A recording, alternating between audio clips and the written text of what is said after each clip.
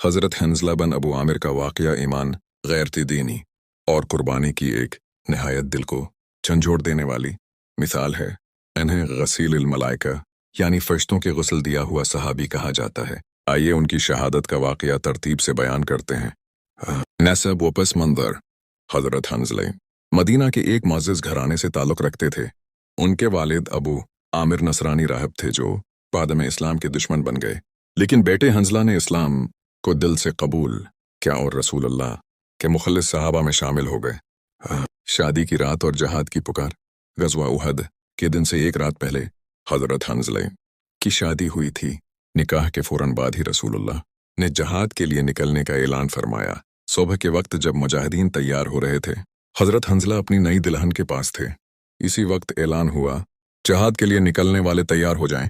उन्होंने दुल्हन से कहा, अल्लाह की राह में जाने का वक्त आ गया है, अगर मैं वापस ना आया तो तुम सब्र करना। गज़वा उहद में शरकत और शहादत। हज़रत हंज़ला ने जनाबत गस्ल की हालत में ही फ़ौरन घोड़े पर सवार होकर लश्कर में शमूलियत अख्तियार की। उन्होंने नहायत बहादुरी से दुश्मनों पर हमला किया।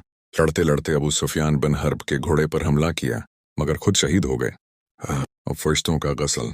जब जंग ख़त्म हुई, रसूलुल्लाह ने फरमाया, मैंने फरिश्तों को देखा कि वो हंज़ला को आसमान और ज़मीन के दरमियान पानी के बर्तनों से गस्ल दे रहे हैं। सुनन कबरी ललबिया की। फिर साहबा ने उनकी लाश देखी तो इनके जिस्म पर पानी के कतरे मौजूद थे। रसूलुल्लाह ने फरमाया, ये वो हैं जिन्हें फरिश्तों ने गस्ल दिया, क्योंकि वो जनाबत की हालत में जहाद के लिए निकले थे, इसीलिए वो गसील मलाइका के लक़ब से मशहूर हुए।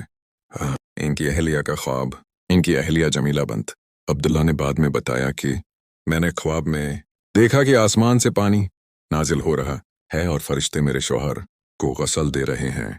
सुबह जब रसूलुल्लाह ने यही बात फरमाई तो ख्वाब और वही का बयान एक जैसा निकला। सबक और पैगाम। हज़रत हंज़ला का वाक़या हमें यह सिखाता है कि ईमान वाला शख्स अल्लाह के हुक्म को सबसे मुक़द्दम रखता है। दुनियावी राहतें और ख्वाहिशात जहाद और इताअत इलाही के आगे कुछ नहीं। इखलास। ऐसा हो कि फरिश्ते भी उसकी खिदमत पर मामूर हो जाएं।